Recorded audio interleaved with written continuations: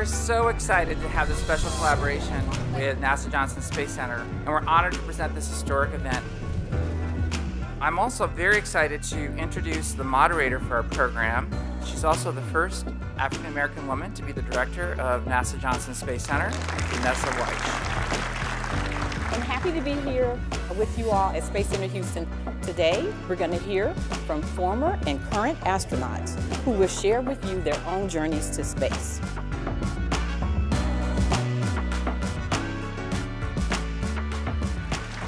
Robert Herbing, Jeanette Epps, Bernard Harris, Leland Melvin, Stephanie Wilson, Victor Glover,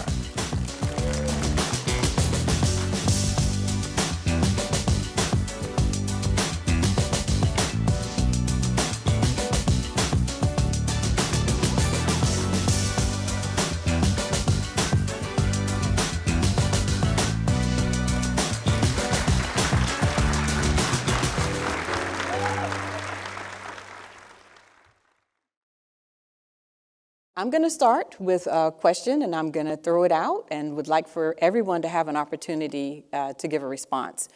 Describe to us a picture of who you thought you would be as a student or young child. What were you studying, and what type of person did you think you could be? We'll start with Stephanie. Well, when I was in middle school, I was very fortunate that my parents were very supportive and education was very important to them.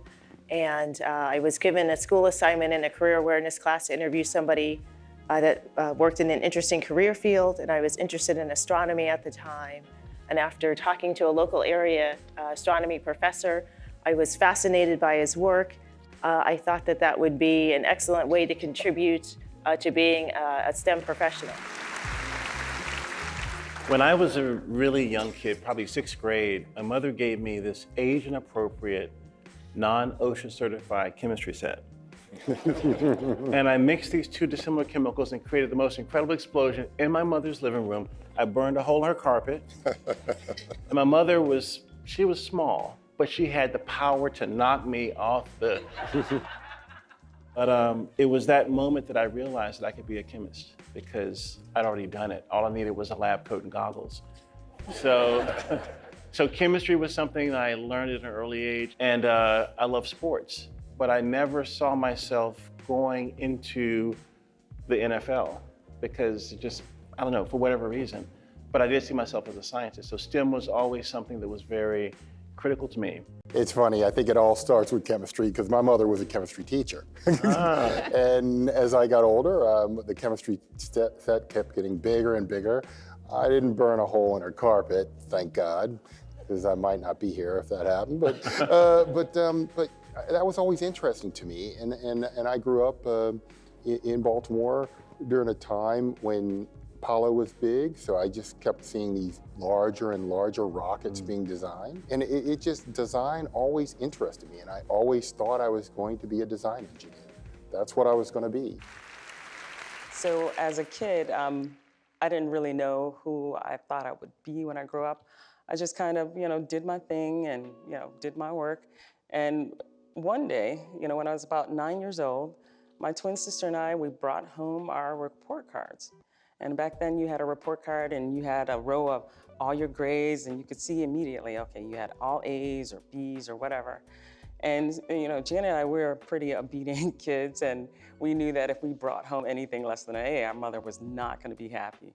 And yeah, she knew how to throw a shoe or whatever to make sure you stayed in line. But, one day we brought our report cards home, and my older brother goes, wow, you guys can probably become aerospace engineers or even an astronaut. And my 9-year-old brain said, well, they'll never pick me to be an astronaut, but I can definitely become an aerospace engineer. And so at 9, I had set my sights on becoming an engineer, an aerospace engineer. I didn't even know what it was. I guess the first version of who I saw that I could become was my father. My father was a police officer in Pomona, where I grew up.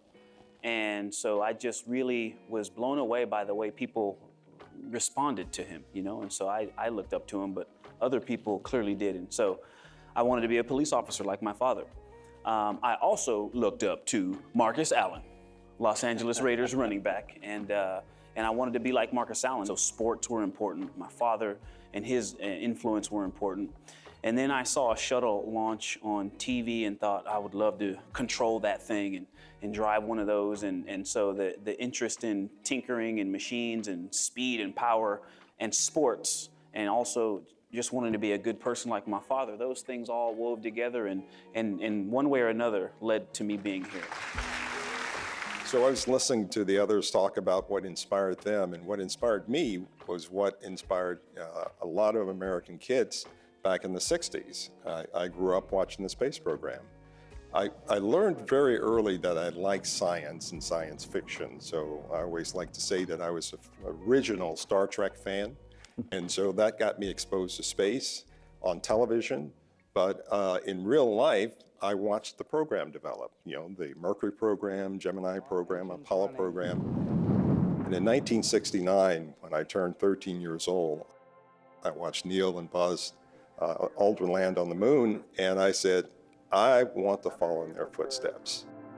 Here, men from the planet Earth, first set foot upon the moon, July 1969, AD. And as I looked around at NASA, to the point that we're talking about race, I didn't see anybody who looked like me. I didn't see any women. In fact, the first people that they selected to be the creme de la creme, you know, the top astronauts were white guys, all white guys. And so I remember saying to myself, even though I don't see anybody who looks like me, I'm still not going to let that deter me from deciding on what I wanted to do. Did race ever play a role in the idea of who you could be? Did race ever play a factor? I would say one major area where race played a factor was in high school. So as I'm kind of starting to develop this plan on how do I become those things, and I knew college was in my path, but I didn't have any, neither of my parents went to college. So, you know, we were having to figure this out together. And the Naval Academy came to my house and said, do you want to play football at Annapolis? And I was like, nope, no thank you. And West Point came, said the same thing. And I said, nope. And Annapolis actually came back and says, would you like to wrestle? And that was really my main sport. I love football. I wanted to be like Marcus Allen, but I was a better wrestler. And you want to come grapple at Annapolis? And I said, no, thank you. And so I don't know if any of you have seen the movie Boys in the Hood, but the father in that movie is Furious Styles. And the conversation that he has with his son is something very similar to how I felt. It was that there wasn't a place for me in the military. And so I go off to college, and one of my mentors, I'm in his office waiting for him to come in. He's one of the few black faculty members at my university. And he comes into the room, and as he steps in, he is in this full regalia, the black suit with the gold around the wrists and the hat. And I was like, wow, sir, when did you enlist? And he said, I'm actually an officer in the Navy Reserves. Boom. The next version of what I could become. And that to me was, there's so many lessons I pulled from that, but the power of exposure and seeing yourself in something. Hello everyone, Victor Glover here, checking in during my 6-month mission aboard the International Space Station.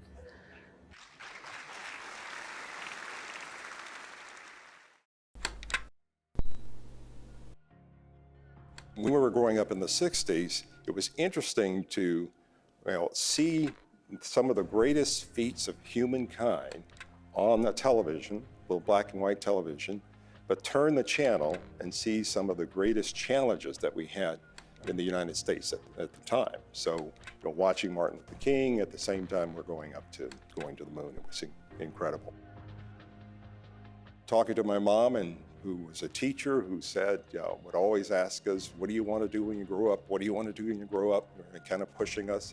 And I remember going to her and saying, Mom, I know what I want to be. I want to be an astronaut. And she said, that's nice. And started to turn around, but then again, she turned back, she said, but if that's what you want to do, you can be and do anything that you want. Good time.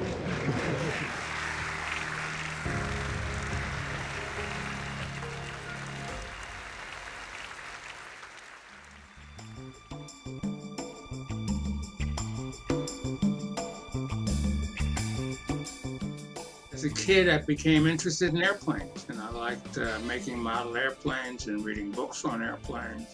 And I was fascinated by airplanes. And so that proved to be what I find later on to be my passion.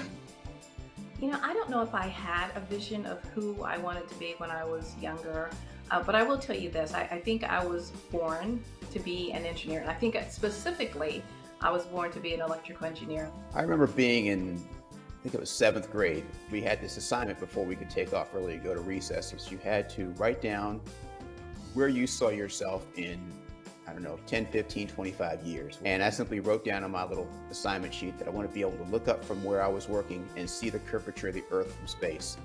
And I plunked that down on the desk and headed off to recess. My mother was my main inspiration. They discovered art when I was in preschool, and she had me in every art class that ever was. And she got me a library card when I was 4. And we had conversations, and she would talk about astronomy and orbital mechanics and space. I grew up in the segregated South, so I am a son of the South, if you will. Blacks and whites went to separate schools and had separate facilities and everything. But in the mid-50s or so, there were lots of programs on television that talked about life in the military and actually promoted the military. So that's where I saw the Naval Academy. I fell in love with the uniforms more than anything else, and the beauty of what's called the Yard. It's the campus of the U.S. Naval Academy. And it didn't hurt that all the pretty girls from all over the Northeast came there on the weekends looking for husbands.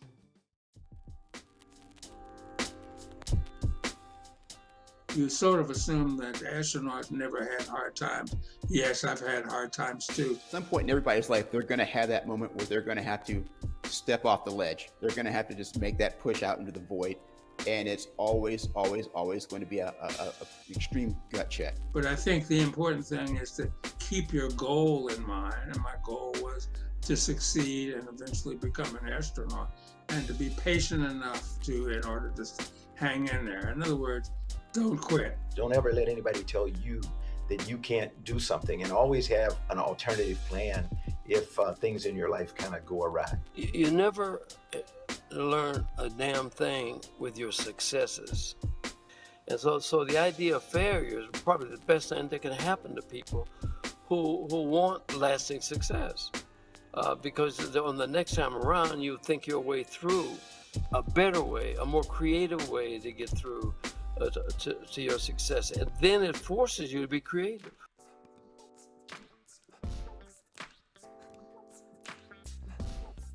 Well, I feel very honored to be the first Black astronaut to fly in space. And in that role, one of the things that I wanted to do is not only be a role model for African Americans on the ground, but also be a leader in helping pull other Black astronauts into space with me. It is hugely important to see people who look like you and who can inspire you, especially in fields that you want, because it shows you, I mean, right there, the people that are there that you can touch, that you can feel, that you can reach out to, that you can talk to, that, you know, if they can do it, then there's a chance for me to do it too. When I was first thinking about becoming an astronaut, I asked my father, can Black people become astronauts? Remember, this is just a few years after the Civil Rights Act of '64 had been passed, and there was still a lot of segregation. It didn't go away overnight.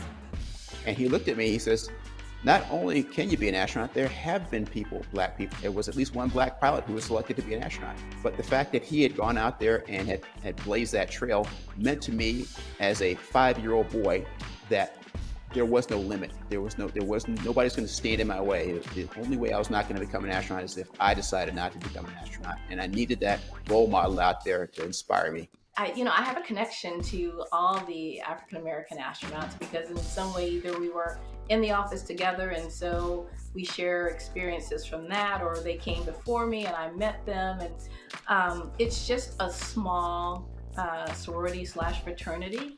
And we try to support each other, and we get together every once in a while and talk. And so it's a great group to be a part of, and I appreciate each and every one of them.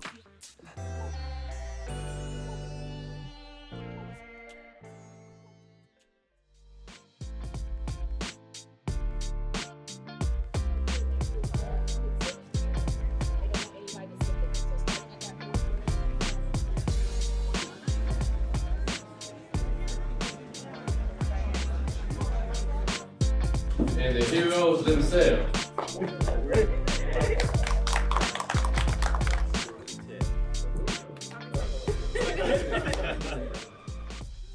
I want to frame this as this is all about you guys because you are our future. And again, he said, ask us anything, but the transparency and the authenticity is so important that you guys go back because you're the leaders. What would the next big culture shift, what would you like to see? What would you want it to be? When I think about what Elon Musk is doing, and Jeff Bezos, these billionaires are spending a lot of money on these new platforms that's going to enable us to have that life, to have that economy in space. But then when I go to our communities, our Black and brown communities, and see what the kids are doing and seeing whether they're prepared for that future, that's when I'm gonna go, oh, we got a lot of work to do. Because if we're not there, and we're gonna be stuck on Earth, right? They're gonna leave us behind. So my vision is that we don't get left behind as a people. I gotta tell a quick story. So yesterday, I was in National Car Rental, getting my car. Yep. And this little lady was right here. I was like, hey, she saw my NASA shirt on. She said, NASA, oh, is there this thing tomorrow at Space Center Houston? I'm like, yeah, are you coming? Oh, no, I didn't fill out the application. No, I didn't do it. I said, and she was supposed to be off yesterday, right? Mm-hmm. She was there, I was there, and she is here today because she was supposed to be here today to hear this. Chemistry major, gonna rule the world one day, maybe be Elon Musk too. You don't know, right? Right. But this is where it starts. Like we're talking a lot about what we see for the future and like shaping a lot of the stuff for the future. And there's so many schools, so many elementary schools that don't have a lot of funds and et cetera, but people like you come in and they talk and then my life has changed. Now I'm an astronaut. That's crazy. For me, I've always wanted to be a scientist. I've always wanted to work like in NASA. I've always wanted to do, this has been my entire life. Like when I was 2 years old, I drew a permanent marker on the wall, all of my friends, and they were all astronauts, et cetera. And I've always known what I wanted to do with myself. So it was beautiful that I felt like the universe came in with the confirmation, like, hey, well, you're a little bit nervous about starting classes back up, but here goes Leland. And he comes in with all this positivity and like, yeah, you should do it. And I did. Honestly, coming from places where I came from, I never see anybody aspire to work for NASA to be an astronaut or to be in these fields. Or seeing people, these heroes, reaching these heights, it lets me know, hey, you know what, I can do this, it's possible. I often find myself, tough times having a lack of motivation. I often tell myself I can't do something. If something gets too difficult, or if I just get frustrated, or if I fail too many times at something. It's like I often just see myself kind of like almost giving up. So it's all like, for y'all to be in such, leadership and strong positions, accomplish so much within y'all time, like, how do y'all stay motivated?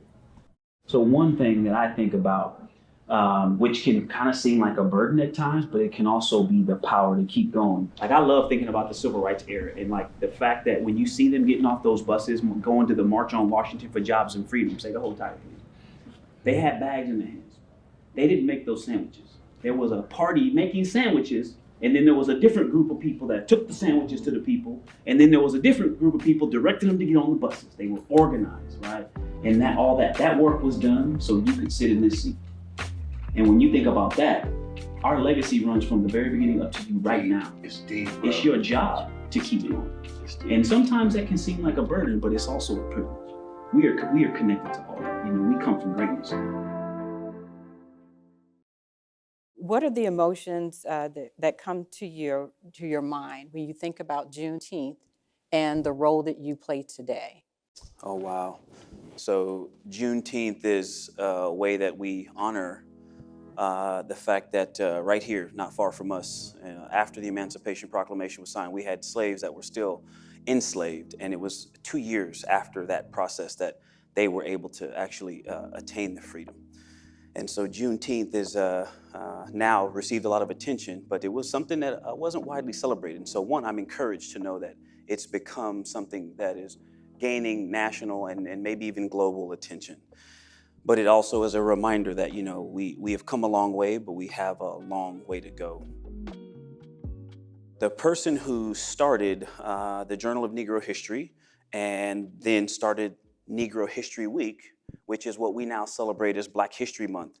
When he started it, he wrote in the journal, he said, we need not celebrate Negro history. We celebrate the Negro in history.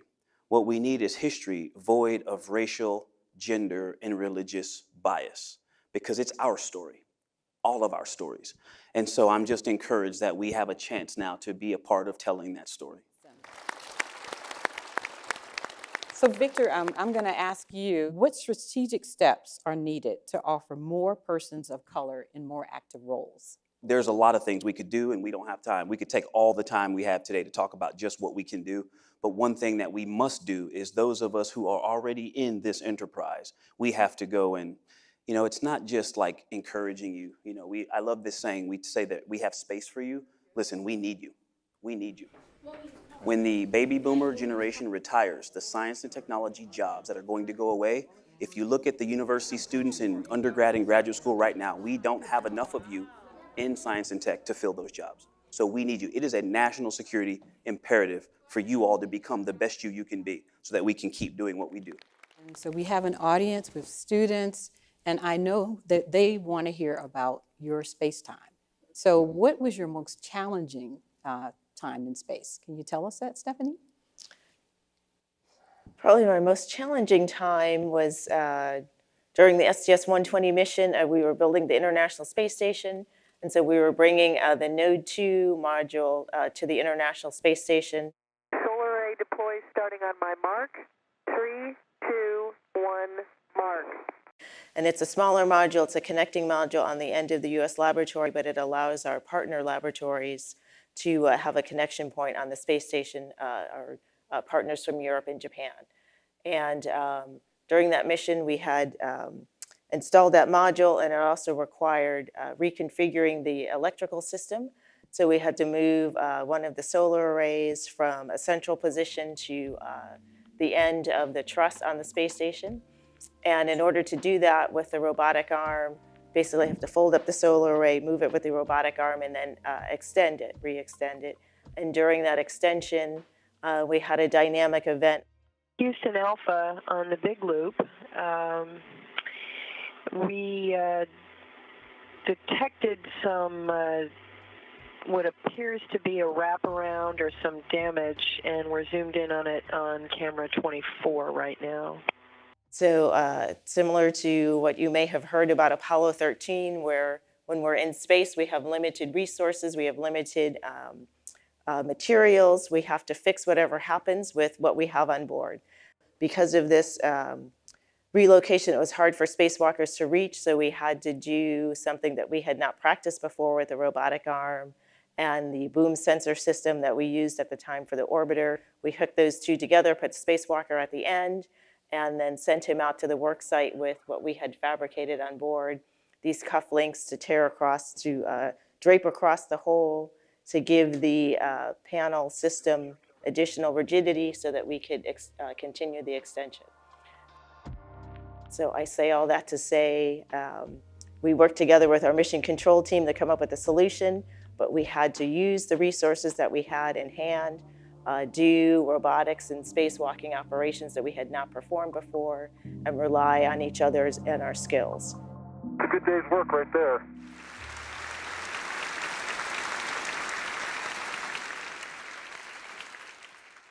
I'm going to go back a little bit because it ties into the story she just told. And so I go into test pilot school, and we, as a class, have to go to a conference. And at this conference, the keynote speaker is Pam Melroy. And Pam Melroy, who is, I believe, the second female shuttle commander, stands up and tells that story. She tells the story about the cufflinks. They use the cufflinks. And she tells that story. And that's the day I decided, all right, I'm throwing an application in. So I also think it's neat how our stories do link together, like you just said, and I think that that's beautiful, this legacy here that continues to grow and evolve.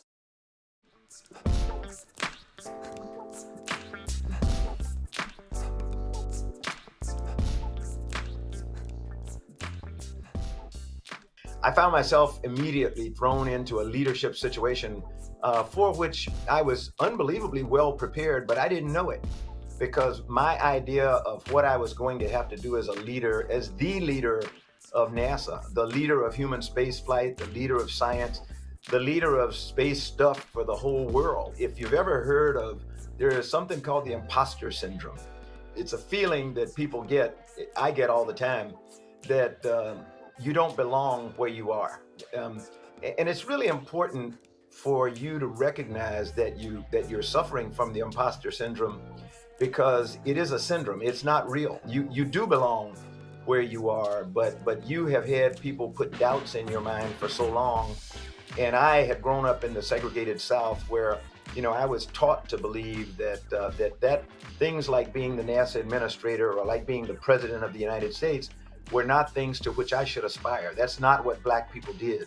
Where I thought I didn't belong, it turned out that not only did I belong, but I tended to, some people will say I excelled.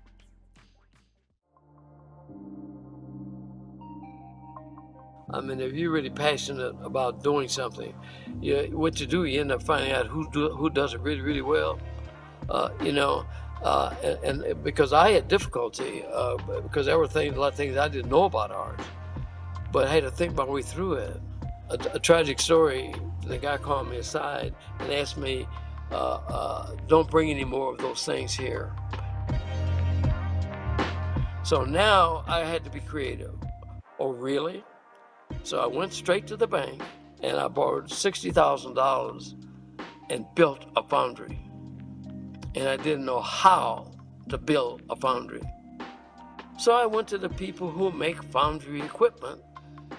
And then when I got to the molds, I didn't know how to make a mold.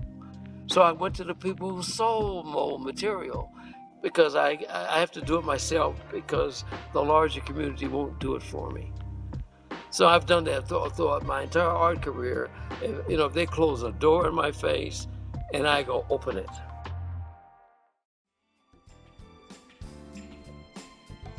I am inspired. I am very hopeful that in the future there will be more women of color in space, to the point where we cannot name the number, right? The number is irrelevant. As I said, my mother was a librarian, so I grew up loving books and poetry and stuff like that. And my favorite poet is a woman by the name of Nikki Giovanni. She wrote a poem many years ago, and it's called "Quilting the Black-Eyed Pea." We are going to Mars, and this was before we started talking about taking trips to Mars, because in it she tells why why people like me are ideally suited to lead the path to Mars. Quilting the Black-Eyed Pea. We're going to Mars. We're going to Mars for the same reason Marco Polo rocketed to China, for the same reason Columbus trimmed his sails on the dream of spices, for the very same reason Shackleton was enchanted with penguins, for the reason we fall in love. It's the only adventure. And that's the way the trip to Mars is going to be. We're going to be holed up in our spaceship, and the first few days we're going to be able to look back at our planet Earth, and we'll see this little blue dot. And after a couple of weeks, that little blue dot's going to almost disappear.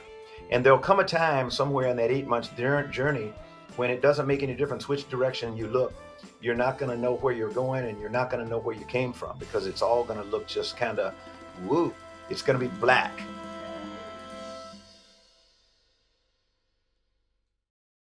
And also now joining us is Dr. Robert Satcher, and he has logged over 259 hours in space and is currently a doctor in surgical oncology at MD Anderson. So thank you for joining us.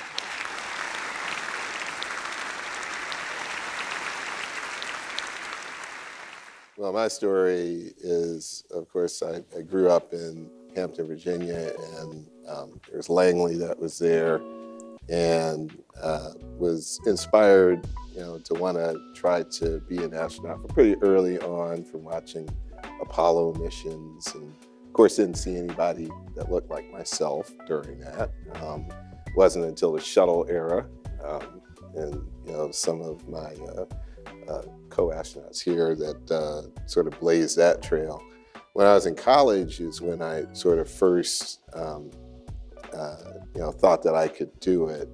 had the chance to meet Ron McNair. He also went to MIT for his graduate studies, and he was there giving a talk. And so that was the first time that I sort of said to myself, I was an undergraduate at MIT, but first time I sort of said, yeah, maybe that's something I could do. So that was a very inspirational moment. We did talk about, the fact that representation matters. And so two of our space heroes that actually sacrificed on behalf of all of us, their spouses are here today, and I want to recognize them. I want to recognize Cheryl McNair, and I also want to introduce Sandy Anderson. She's the spouse of Mike Anderson. So thank you both for being here.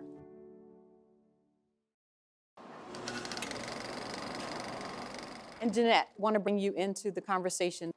All right, well, my journey is very similar to everyone's here, but there's always these different nuances.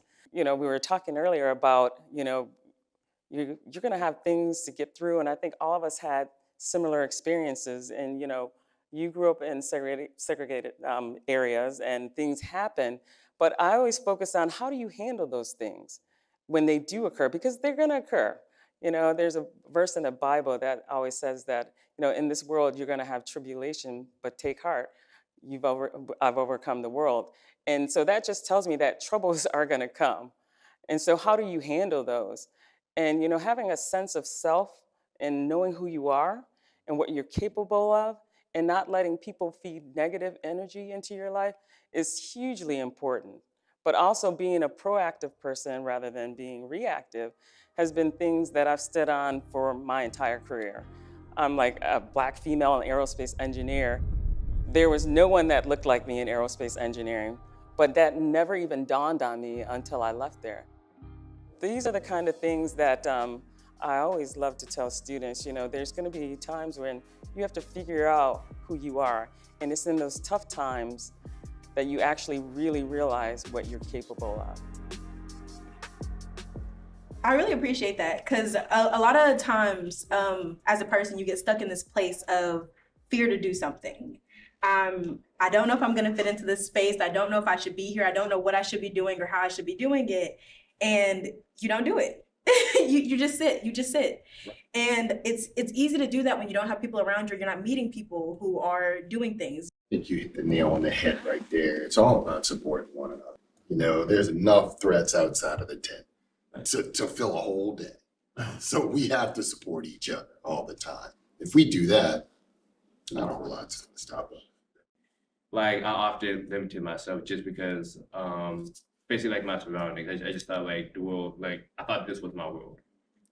And like one thing I'm learning too is how like, a lot of stuff may come up and you may be in a situation where you may not know where you are or you can't even find yourself, but we can't give up. Like, we just can't. I mean, I always knew I wanted to do more than just be there and watching cars go by and stuff. And I didn't allow that to define my imagination in terms of, I sit there staring up at the sky and imagining what it would be like to go there. So I don't think I've ever said that before, but I actually would do that. Okay, so I told my mom that I was coming to do this. I'm gonna show her that my notebook, because like that's actually my notebook that I still use for class right now. I'm gonna use this as like my motivation to really achieve my goals. Honestly, this really means the world to me. Like, this is like easily one of my most cherished items right now. There's not always going to be somebody there to cheer you on. And as much as I would love to be that person. Break out your cell phone. I'll make a ringtone for you right now. You can play it every day. But that's not reality. And you're going to have to build something that works for you. So that's one of the important parts of learning and getting around groups of people like this that are diverse. You learn and you add another facet. You put another tool in your toolbox. I always go back to like how my mother, she's very religious, for a Christian household, but she always says walk by faith and not by sight, baby. Mm-hmm. So it's something that I feel like the Black community, we have a hard time with, because it's not only what we see, but it's what we're told from other people. So I feel like all of us can do it. I practice it, try to every day, because it's just so hard when the world's like telling you you can't, or that's impossible, or are you sure you can do that? But it's just like, I'm not walking by what I see, but what I know I can do by faith.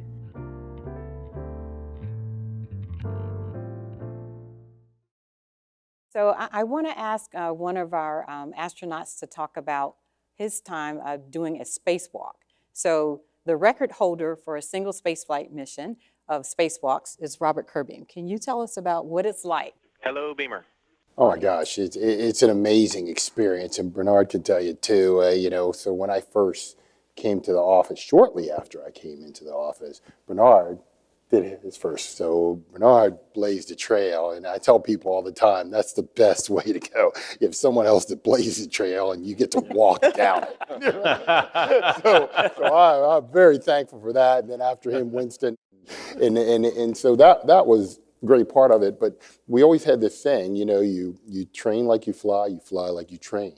And then the first thing they tell you is, but when you go on a spacewalk, something's going to be different than you planned. And it is so true. My very first spacewalk, so I'm out there doing my thing, trying to follow the timeline, and all of a sudden, I am reconfiguring some ammonia lines, and one of the valves that is supposed to automatically close does not, and starts spraying me with anhydrous ammonia. And sure enough, training takes over. And, it's kind of funny because I talked to the flight surgeon later. He goes, during the emergency, actually, your heart rate went down. And it's because, the hard work's really done before you go on the spacewalk, when you're getting ready for it. So when things happen like that, and your, front of your suit has an inch or two of ammonia ice on it, and later on, you realize that you cannot go back in the spacecraft with this, so you hope that someone has a plan to get it off. And they did. But the lesson learned there is that, it's not actually the act of the event that is hard. It's getting ready for the event. Yep. And that's something I learned from Bernard and other people who told me, look, you have to work hard now so that the actual space flight and the spacewalk is easy. I mean, physically, it was not a big deal. Mentally, I was exhausted afterwards. Right. But worth it.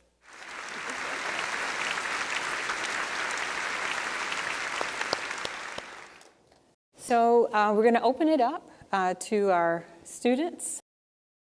Hi. Hello. What is your work like when you're not in space or training for a mission? There's no average day. Some days I have a lot of meetings, but some days I get to go and scuba dive or full pressure dive at the giant pool that we have, 6 million gallons of water where we train for spacewalks. Or right on the other side of that facility, there's an airport, and we go fly our T-38 high-performance aircraft. One of the biggest things that we have to do is function very well as a team. We go on expeditions where we want to get people to push everyone's limits to see how you act when you're in this heightened state of awareness. We work hard on leadership and teamwork. And so it involves really just spending time together and being intentional. My question today for you all is, do you think everyone should have the opportunity to travel to space? That is a very good question. And the answer to it is yes. Let me fill in the blanks, though. So I think everybody should have the opportunity to go into space, but currently, right now, it's not available for everybody to go. But we have now set the stage for anyone that wants to go into space to go into space. We now have private interests in what's happening in low Earth orbit, particularly in the International Space Station, has opened up all sorts of possibilities. So all of you in this room, I'm just looking at your age group, you have been born in a world where we have been in space, where we lived in space, where we've had people in space 24/7. I grew up, and some of us here that are on the older side grew up, that was not the case. So the possibilities are really endless. How many of you would like to go to space? I love it. Awesome. Excellent. Do it. You can do it.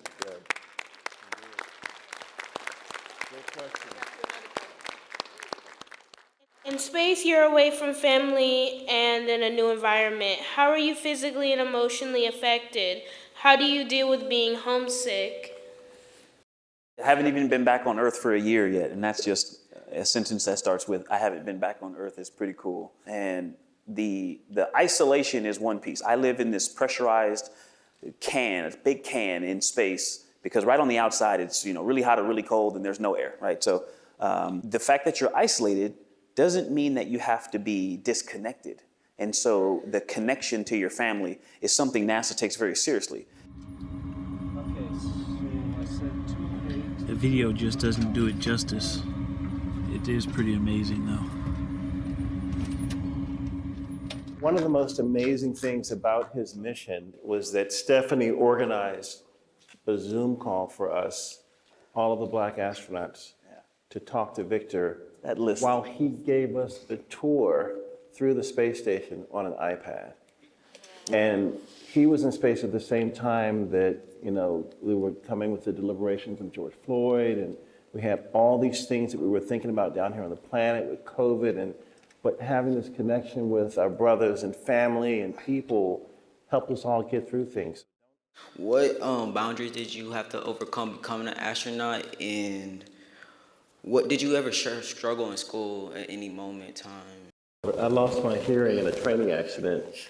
I was completely deaf, and the doctors told me that I would never fly in space.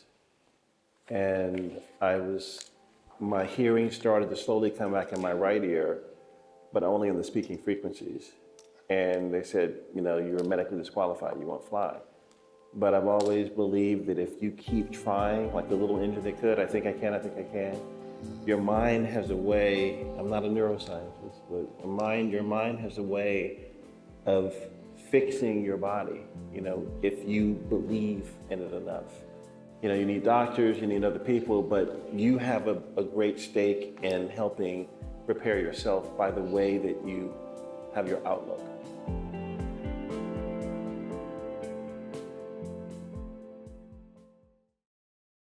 Bernard, I thought it would be good for you to talk about, having a vision and thinking about where do you want to go in life. So when I did my spacewalk, I guess it was many years ago, it was the first time that an African-American had done a spacewalk. It had been 30 years since the first time that we had done a spacewalk. Dr. Harris, tomorrow you're to become the first African-American to walk in space. How significant a first for that is for you is that personally? Well, Brian, for me it really is a personal achievement, a great personal achievement, one that I've looked for a long time. And I think it's kind of ironic that during this month, this is Black History Month, that we're celebrating the contributions that African Americans have made to this country. But I have an opportunity to walk outside in space, that is, an EVA. I get emotional when I think about it. And I'd like to dedicate this spacewalk, my first spacewalk as an African American, and as an African American, to all African Americans, to African American achievement. And so, of course, I got the commensurate call from the president, that was President Clinton, and he said, Dr. Harris, I want to congratulate you on being the first African American to walk in space. And I remember preparing, knowing that he was going to call, and I said, what the hell am I going to say to the president? Because everybody's going to hear, Mission Control and the rest of the world. And so I said these words that you've probably heard many times before. I said, Mr. President, thank you for the honor of your call, but I have to tell you that I may be the first, but I will not be the last. Amen. Yeah. And listening to Bob Kirby now holding the record, that was true. So what can I say to you that will inspire you? And maybe this statement, I believe that there are three things that I know about everybody in this room. Three things. And if you adhere to these three things, you can accomplish whatever you want to do in life. Those three things make it possible for you to do anything. The first thing that I believe, and believe in you, is that I believe that everyone is born multi-potential, with the ability to do anything that they want to do in life, anything. You have to figure out what that is. You have to discover that very early, as we all did. Number two, I believe that each and every one of you in this room is multi-talented, but we have something called a brain where we can learn additional talents, and that's what education is all about. So that's really important, right? And the last thing that I believe that's really important for success in life, and that is, I believe that each and every one of us were born for a reason. There is something that you are supposed to do, or some things that you are supposed to do in this life. Now, all of those require what? They require an active person, someone thinking, you figuring out who you are, where you are, what position, setting goals, dreaming, finding people to help you along, finding mentors. And so it not only requires inspiration, but aspiration that comes from you.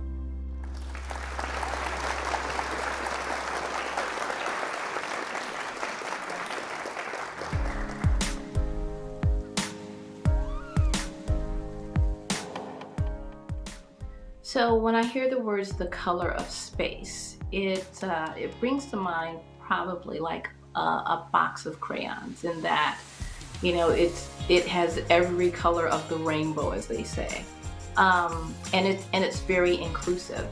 And I think that's the way space should be. It hasn't necessarily been that way in the past, but we are on a new trajectory, and we can change that.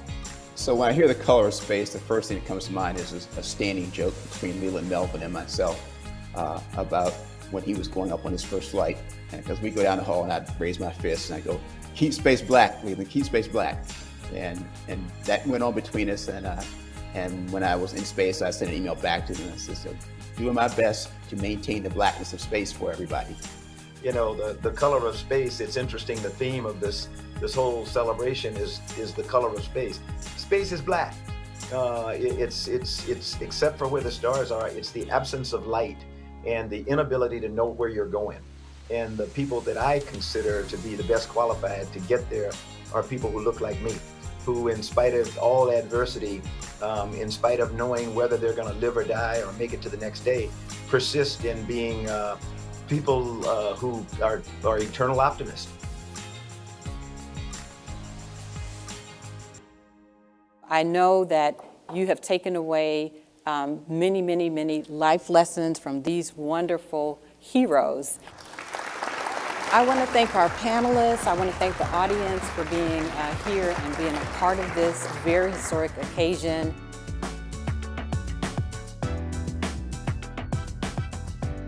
My takeaway from this experience is, don't just assume what you can do, but take that step to see that you can do it. Because a lot of times we think, oh, I can't do this, or we take from our experience or what people say or our surroundings, and we're like, well, I can't do this because of what such said or where I'm from.